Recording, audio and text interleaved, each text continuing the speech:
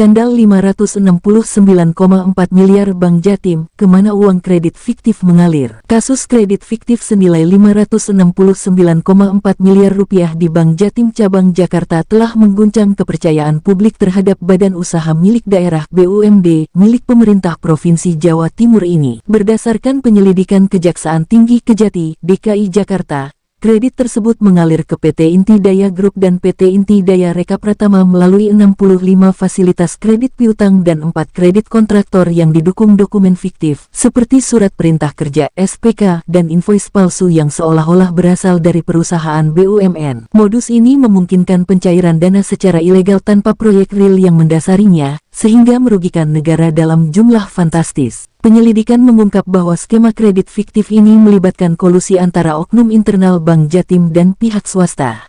Kepala Cabang Bank Jatim Jakarta, Beni, diduga memfasilitasi pencairan kredit dengan menyetujui dokumen fiktif yang diajukan oleh Bun Sentoso, pemilik PT Inti Daya Group, Agus Dianto Mulia, Direktur PT Inti Daya Reka Pratama, dan Fitri Kristiani, karyawan Bun Sentoso. Fitri berperan mencari KTP untuk membuat perusahaan debitur fiktif dan menyiapkan dokumen pendukung. Dana yang dicairkan diduga digunakan untuk kepentingan pribadi para tersangka atau dialirkan ke entitas yang tidak memiliki aktivitas bisnis nyata, sehingga jejak penggunaannya sulit dilacak. Kerugian sebesar 569,4 miliar rupiah ini memicu sorotan tajam terhadap manajemen Bank Jatim, khususnya dari Komisi C DPRD Jatim. Anggota Komisi C, Multazamus Zikri, menyayangkan sikap Gubernur Jawa Timur, Khofifah Indar Parawansa, yang hingga kini bungkam terkait skandal ini.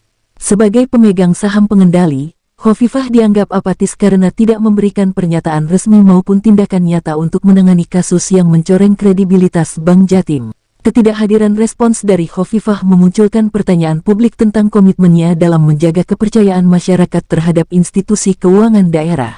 Dampak kasus ini tidak hanya terbatas pada kerugian finansial, tetapi juga mencakup penurunan kepercayaan nasabah dan investor.